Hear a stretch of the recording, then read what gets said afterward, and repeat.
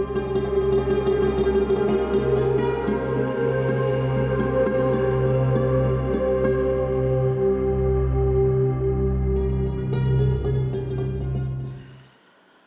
আলাইকুম ওরহমতুল্লাহি ওবরাকাতুহ। বিসমিল্লাহ আলহামদুলিল্লাহ ওসসালাতু ওয়াসসালামু আলা রাসূলিল্লাহ ওয়া আলা আলিহি ওয়া আসহাবিহি আজমাইন, আম্মা বাদ।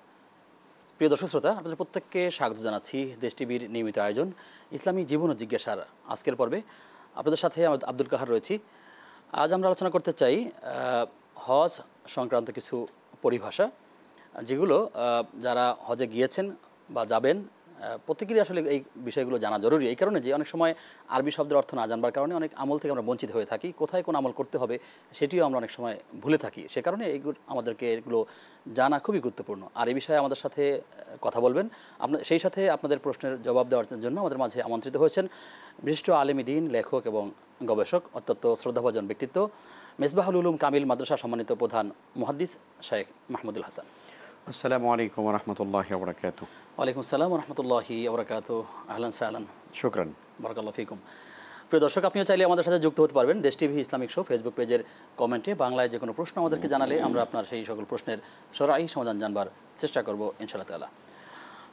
মোহতারাম, যেমনটি শুনলেন যে আসলে পরিভাষার মধ্যে গুরুত্বপূর্ণ একটি দিক আমরা দৃষ্টি করতে চাই, সেটি হচ্ছে ইয়ামুল আরাফা।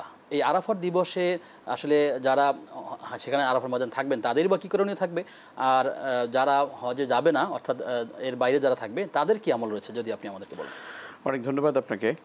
প্রথমত আপনার প্রশ্নের উত্তর দেওয়ার আগে একটি জরুরি বিষয় দর্শকদের সঙ্গে শেয়ার করা প্রয়োজন, এই কারণে যে ইসলামের মৌলিক বিষয়গুলোর ব্যাপারে আমাদের একটা ফান্ডামেন্টাল নীতি আছে ইসলামের। সেটি হচ্ছে যে আপনি নামাজ পড়ুন, রোজা রাখুন, হজ করুন, জাকাত দেন, আপনি যে কোনো বিষয়ে ইসলামী জীবন যাপন করবার জন্য যে কোনো বিধানেরই আপনি অনুসরণ করেন না কেন, প্রথমত বিষয় হচ্ছে যে এই বিষয়ের উপরে সংশ্লিষ্ট বিষয়টির উপরে এলেম অর্জন করা।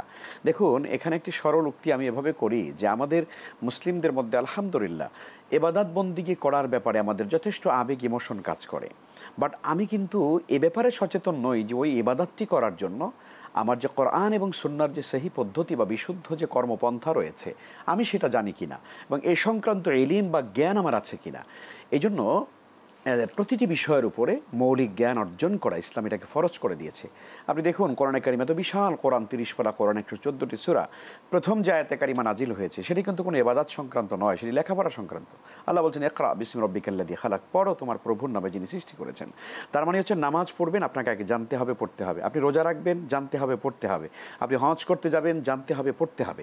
তার মানে হচ্ছে যে কোনো ব্যাপারে আপনি ইবাদত বন্দেগী করতে যান না কেন, আপনাকে মৌলিক প্রথম যে কাজটি করা হলো সংশ্লিষ্ট বিষয় সম্পর্কে আপনাকে ইলম অর্জন করা।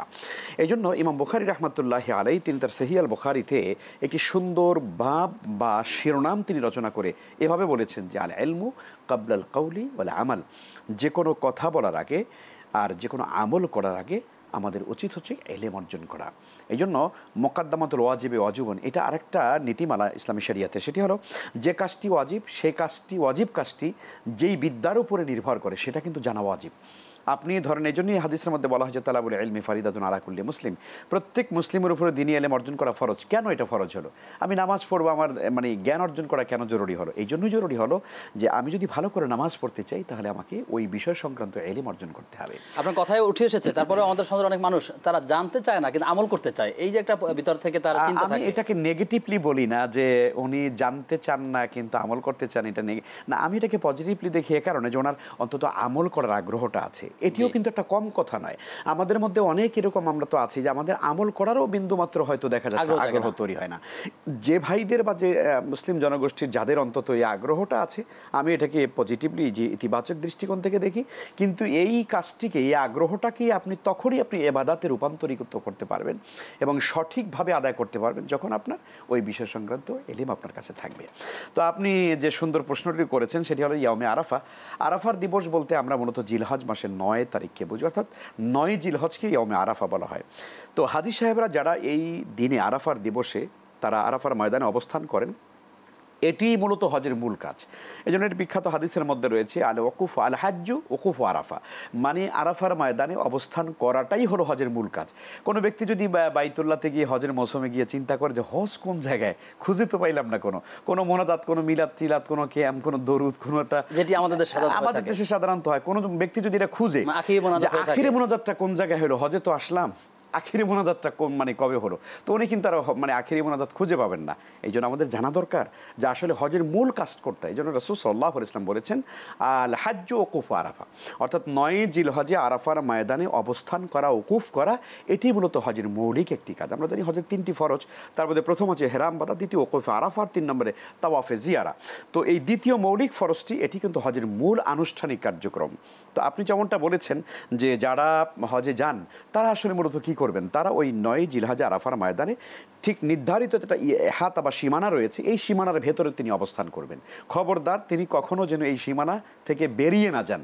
অনেক সময় আছে আমাদের দেশের মানুষের আরবি চিনেন না, বুঝেন না, যদিও সৌদি গভর্নমেন্ট এত সুন্দর ব্যবস্থাপনা করে দিয়েছেন যে ওখানে প্রত্যেকটা জায়গাতে আপনার বড় বড় বিলবোর্ড আছে, সেখানে লেখা আছে যে ইবতিদায়ে আরাফা, আবার একেবারে সেই প্রান্ত সীমায় লেখা আছে নেহায়ে আরাফা, মানে আরাফার শেষ সীমা, তুমি এর বাইরে যেতে পারবে না। তো এই নির্ধারিত সীমানার মধ্যে অবস্থান করা 9 জিলহজে, বিশেষ করে জহুর সালাতের পরে সূর্য যখন ডুবে যায় সেই সময় থেকে শুরু করে সূর্যাস্ত পর্যন্ত এই সময়ের যে কোনো অন্তত একটু মুহূর্ত হইলেও সেখানে আরাফার ময়দানে অবস্থান করা, এটা হলো ফরজ।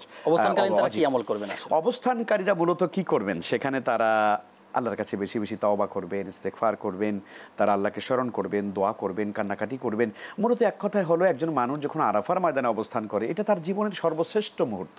একজন মানুষ যদি 80-90 বছর জীবন পায়, হায়াত পায়, তাহলে আমি বলবো আরাফার ময়দানে যে সময়টুকুন সে কাটিয়েছিল এটি তার 90 বছরের জীবনের বা 100 বছরের জীবনের তার শ্রেষ্ঠ মুহূর্ত, শ্রেষ্ঠ দিন, শ্রেষ্ঠ সময়।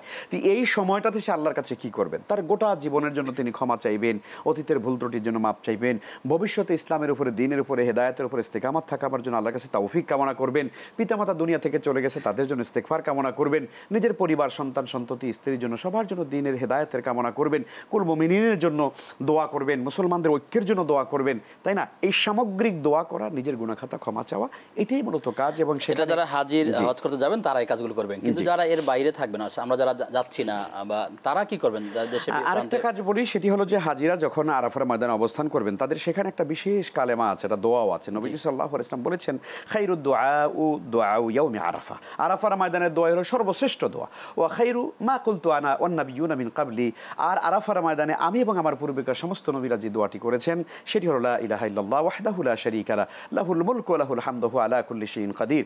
এই দোয়াটি নবীজি বলেছেন যে আমি পড়েছি, আমার পূর্বেকার সমস্ত আম্বিয়া আলাইহিমুস সালাম এই দোয়াটা বলেছেন, লা ইলাহা ইল্লাল্লাহ, আল্লাহ ছাড়া আর কোনো সত্য মাবুদ নেই, সত্য ইলাহা নেই, সত্য রব নেই, কোনো আইনদাতা, জীবনদাতা, মৃত্যুদাতা কেউ নেই, আল্লাহই শুধুমাত্র আমার জীবনের সব কিছু। লা ইলাহা ইল্লাল্লাহ ওয়াহদাহু লা শারীকা লাহু, আল্লাহ তাআলা এক, তার কোনো শরীক নেই, লাহুল মুলকু ওয়া লাহুল হামদ, তার জন্যই প্রশংসা এবং গোটা সাবরেনটি পাওয়ার, সার্বভৌমত্বের মালিক কেবলমাত্র আল্লাহ তাআলা, ওয়া হুয়া আলা কুল্লি শাইইন কাদির, আর তিনি সব কিছুর উপরে পূর্ণ ক্ষমতাবান। এই কালেমাটি আরাফার ময়দানে বুঝে বুঝে পড়া, এইটার উপর ইস্তেকামাত থাকা, হৃদয়কে তার উপরে আল্লাহর তাওহীদের উপরে এবং লা শারীক আল্লাহর এই চেতনার উপরে নিজের দিলকে অটল রাখা, এটি কিন্তু আরাফার ময়দানে হাজী সাহেবাদের জন্য এটা গুরুত্বপূর্ণ কাজ। আপনি বলেছেন যারা হজ করতে জানি তারা কি করবে, যারা জাননি নিজ দেশে আছেন তারা কিন্তু আরাফার দিবসে এই দিনে তারা একটা রোজা পালন করতে পারেন। এই নবী সাল্লাল্লাহু আলাইহি ওয়াসাল্লাম বলেছেন সিয়ামু ইয়াউমি আরাফা আহতাসিবু আলাল্লাহ আইয়ুকাফিরা সানাতাল্লাতী কাবলা ওয়া সানাতাল্লাতী বা'দা। নবীজি বলেন যে আমি আশা করি অন্তত কোনো হাজী সাহেব যদি আরাফার মানে যারা হাজী নন এমন ব্যক্তিরা যদি আরাফার দিবসে যদি আরাফার দিবসের যদি একটি রোজা যদি পালন করে, 9 জিলহজের রোজাটি যদি পালন করে, তাহলে আমি আশা করি পূর্ববর্তী 1 বছর, পরবর্তী 1 বছরের জীবনের গুনাহ আল্লাহ তাআলা মাফ করে দিবেন। তাহলে আমাদের তো আসলে গুরুত্বপূর্ণ আমলটা আসলে করা উচিত, নিশ্চয়ই আমাদের আরাফার দিবসে রোজা পালন করা উচিত। জি, এখানে একটু মাসালাগত বিষয় যদি আপনি বলেন যে আরাফাট আসলে তারিখটা আপনি 9 তারিখ বলতে কি বাংলাদেশের 9 তারিখ হবে নাকি এটা সৌদি আরবের 9 তারিখ হবে? আসলে দেখুন, এটি নিয়ে বেশ বিতর্ক আছে, যেহেতু এটা সর্বকালেই ছিল, আর আমরা জানি যে আসলে চাঁদের আসলে মানে যে উদয়স্থল, মানে আরাফার দিন বলা হয়েছে, এখানে তারিখ বলা হয়নি। ওইটাই বলেছি, আরাফা এবং উদয়স্থলের যেহেতু ইখতিলাফ আছে, আর আসলে মূলত এই জন্য ইসলামের এই সামগ্রিক ব্যাপারটা নিয়েই আসলে মূলত গোটা পৃথিবীর মধ্যে আমাদের আছে। তবে হ্যাঁ, এই কথা আমরা বিশ্বাস করি যে যদি একই তারিখে যদি আমরা করতে পারি, সম্ভব হয়, সুযোগ হয়, সেটি ভালো আমাদের, কিন্তু সেটা হয়তো কতটুকু সম্ভব হবে সেটা ভিন্ন ব্যাপার। তবে আপনি যেটা বলেছেন যে আরাফার দিবস বলা হয়েছে, এখানে আরাফার তারিখ বলা হয়নি। এই জন্য ওলামায়ে কেরামের একটি বড় অংশ তারা বলেন এখানে রাসূল সাল্লাল্লাহু আলাইহি ওয়াসাল্লাম বলেছেন সিয়ামু ইয়াউমে আরাফা, আরাফার দিবসের রোজা। এখন আমার কথা হচ্ছে আরাফার দিবস বাংলাদেশে কি 9 জিলহজ, বাংলাদেশে আমরা যখন 9 জিলহজ পালন করি সেই দিনই কি আদৌ কি আরাফার ময়দানে কেউ আছে? ওই দিন তারা কিন্তু সবাই কিন্তু মিনাতে আছেন, জামারাতে আছেন, সেই দিন তারা কিন্তু সবাই জামারাতে কঙ্কর নিক্ষেপ করছেন। তাহলে আসলে মূল ব্যাপারটি যদি আমরা মনে করি যে আরাফার মূল অবস্থানের ফজিলতের সময়টা যদি আমরা কাউন্ট করি এবং এটাকেই বরকতময় সময় মনে করা উচিত, সেই হিসাবে কিন্তু আসলে মূলত রোজাটা আরাফার ভাইদের সঙ্গে মিলিয়ে আমাদের রাখা উচিত। তাহলে সেক্ষেত্রে তো আবার আমাদের দেশে তারিখ 8 জিলহজ হয়ে যায়। এখন যদি আপনি বলেন, এখানে বিতর্ক অনেক আছে যে আরাফার দিবস বলতে তো 9 জিলহজ, তা আমার দেশে তো 8 জিলহজ আমি রোজা রাখতে পারি না। এই জন্য আমাদের দেশে আবার ওলামায়ে কেরাম মনে করেন যে না, আমার দেশে যেদিন 9 জিলহজ সেই দিনই আসলে মূলত আমাদের রোজা রাখা উচিত। যেহেতু দুটো কোনো অসুবিধা নেই, সে রাখতে পারে, বিতর্ক এড়ানোর জন্য রাখতে পারে। আর আমরা জানি যে জিলহজ মাসের 1 থেকে শুরু করে 9 জিলহজ পর্যন্ত সিয়াম পালন করার একটা বিশেষ ফজিলত কিন্তু রয়েছে। আল্লাহ তাআলা কোরআনে কারিমে বলছেন ওয়াল ফাজর ওয়া লায়ালিন আশর, ফজরের কসম এবং 10 রাতের কসম। এই 10 রাত বলতে অধিকাংশ মুফাসসিরিন কিরাম বলেছেন যে এখানে জিলহজ মাসের 10 দিনকে বা 10 রাতকে বোঝানো হয়েছে। তো যেহেতু 10ই জিলহজ আসলে মূলত কোরবানি, এই দিনে রোজা রাখা যায় না, কিন্তু 1 থেকে 9 পর্যন্ত যেহেতু রোজা রাখবার সুযোগ রয়েছে, তাহলে আমরা ওই 8 এবং 9 দুটোই কিন্তু রোজা রাখতে পারি। তাহলে হবে কি, আমার দেশের 9 তারিখও পেয়ে গেলাম, আবার সৌদি আরবের সঙ্গে আরাফার দিবসের সঙ্গে মিলে গেল। এরপরেও যদি কোনো ব্যক্তি মনে করেন যে না, আমি শুধু আরাফার সঙ্গে মিলিয়েই রোজা রাখবো, আমার মনে হয় ইনশাআল্লাহ তাআলা আল্লাহ তাআলা তাকে সওয়াব দিবেন। আল্লাহ তাআলা আমাদেরকে এই গুরুত্বপূর্ণ আমল রোজাকে রাখার তৌফিক দান করুন। আপনার কাছে আবার আসবো বিরতির পর ইনশাআল্লাহ তাআলা। প্রিয় দর্শক, আপনারা দেখছেন ইসলামী জীবন ও জিজ্ঞাসা। সময় হয়েছে একটা বিরতির, ফিরছি কিছুক্ষণ পর, সাথে থাকুন।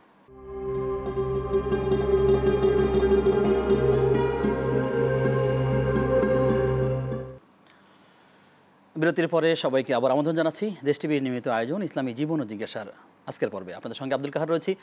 আমাদের সঙ্গে অতিথি হিসাবে রয়েছেন শেখ মুহাদ্দিস মাহমুদুল হাসান। মোহতারাম, আমাদেরকে একজন প্রশ্ন করে জানতে চেয়েছেন যে একজন ডিভোর্স হওয়া মেয়ে, তিনি ডিভোর্সকালীন যে সময়টা অর্থাৎ তালাকপ্রাপ্ত মেয়ে, সে যখন টাকাটা পান তার স্বামীর থেকে, এই টাকার মালিক আসলে কে হবে, মেয়ে নাকি তার মেয়ের বাবা? জি, অনেক ধন্যবাদ। এইটা আসলে মেয়েই হবেন টাকা, কারণ বৈবাহিক সূত্রে বা বৈবাহিক সম্বন্ধের কারণে আসলে মেয়েই তো তার সম্মান আল্লাহ তাআলা যেভাবে তাকে দিয়েছেন সেটি একজন পুরুষের কাছে শরীয়তের মানে ভিত্তিতে, কালেমার ভিত্তিতে তিনি তার নিজেকে সঁপে দিয়েছেন। এই জন্য ইসলাম তাকে মূলত মোহরের টাকাটা দিয়ে একজন নারীকে সম্মানিত করে, এইটা তাকে সেলিব্রেট করে, এটার সম্মাননা তার জন্য। তো কাজেই এইটার মালিক মূলত আসলে নারী, এটার মালিক বাবা নয়। জি, আরেকটি বিষয় আপনি হয়তো দেখেছেন যে একজন রাজনীতিবিদ তিনি বলেছেন যে অমুক দলের লোক কেউ মসজিদের মুয়াজ্জিন হতে পারবে না, ইমাম হতে পারবে না।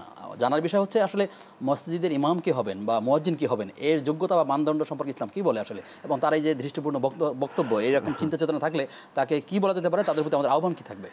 না, তাদের জন্য আমাদের হেদায়েতের আহ্বান থাকবে।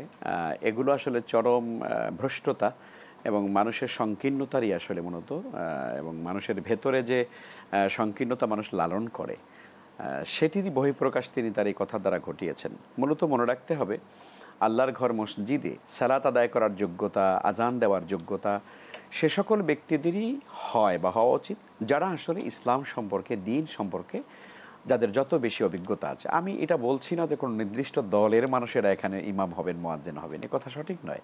বরং ইমাম, মুয়াজ্জিন বা দ্বীনি প্রতিষ্ঠানগুলো, ধর্মীয় প্রতিষ্ঠানগুলোতে আসলে তারাই এই খেদমতের যোগ্যতা রাখেন, সেই সকল ব্যক্তিরা বা ব্যক্তিবর্গই এই খেদমতের যোগ্যতা রাখেন যারা এই বিষয় সম্পর্কে যতটা বেশি দক্ষ, অভিজ্ঞ এবং এক্সপিরিয়েন্স যাদের রয়েছে। আপনি দেখবেন আসলে কখনো কখনো আমরা এটাও দেখেছি যে এমন এমন ব্যক্তিরা, ইসলাম আলিম ওলামা যারা আসলে দ্বীনি প্রতিষ্ঠানে কাজ করেন, খেদমত করেন, তাদের সমালোচনা করেন, যিনি আসলে ব্যক্তিগতভাবে কালেমাটাও শুদ্ধ করে পড়তে পারেন না, যিনি মানে সূরা ফাতিহাটা হয়তো শুদ্ধ করে পড়তে পারবেন না, জানাজার নামাজ পড়তে গেলে ঈদুল আজহার নামাজ বলে ফেলেন। এরকম কিন্তু বাংলাদেশে আমাদের অহরহ ঘটছে। সো আমি মনে করি যে এই জাতীয় সংকীর্ণতা এবং বিষোদাগার এগুলো করার দ্বারা নিজেদের রাজনৈতিক প্রতিহিংসার বহিঃপ্রকাশ মানুষেরা ঘটায়, নিজেরা যেসব সংকীর্ণ চেতনা লালন করেন সেটির বহিঃপ্রকাশ তারা ঘটায়।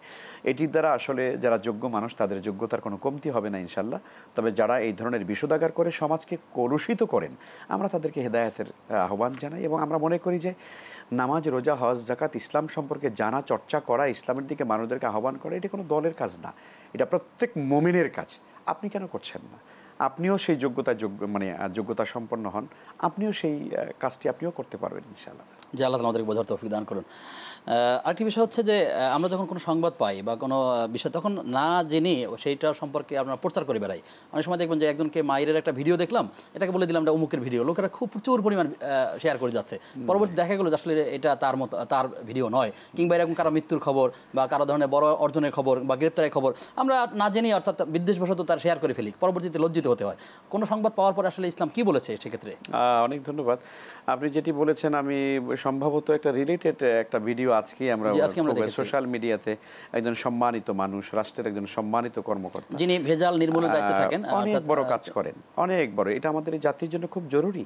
এই জাতির সার্বিক উন্নতি এবং ডেভেলপমেন্টের জন্য আমরা মনে করি পণ্যের ভেতরে যে ভেজাল এবং ভোক্তা অধিকার সংরক্ষণ করবার ব্যাপারে আমাদের দেশে যে গভর্নমেন্টের যে রুলগুলো আছে সেগুলো আসলে আমরা জানি যে ইমপ্লিমেন্ট খুব কমই হয়, কিন্তু আলহামদুলিল্লাহ একজন সচেতন, দায়িত্বশীল, দেশপ্রেমিক এবং আমি যতটুকু জানি যে ওনার ভিতরে চরমভাবে ইসলামের প্রতি দরদ রয়েছে, তারা উৎসাহিত করা দরকার। আলহামদুলিল্লাহ এমন একজন ভালো মানুষের ব্যাপারে আমরা সোশ্যাল মিডিয়া দেখলাম যে একটা ভিডিও, কার একটা ভিডিওটা ছড়িয়ে দেওয়া হয়েছে, ব্যাপক আকারে ছড়িয়ে দেওয়া হয়েছে।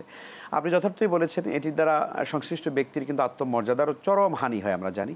কারণ এই লেভেলের একজন মানুষকে যখন ওরকম একটা ভিডিও দিয়ে চিহ্নিত করা হয় যে এইভাবে দেখেন কীভাবে পাবলিক মারতেছে, তো তখন হয় কি এই বেচারার কেরিয়ার, তার যে একজন সম্মানিত মানুষের সম্মান, তার আত্মমর্যাদা, তার দক্ষতা, তার বিশ্বস্ততা, তার আমানতদারিতা, রাষ্ট্র, দেশ এবং জনগণের প্রতি তার যে কমিটমেন্টটা সেটা কিন্তু প্রশ্নবিদ্ধ হয় যে না এরকম ভালো কাজ করতে গেলে এরকম মাইর খাওয়া, কাজের প্রতি তার অনীহাও তৈরি হতে পারে।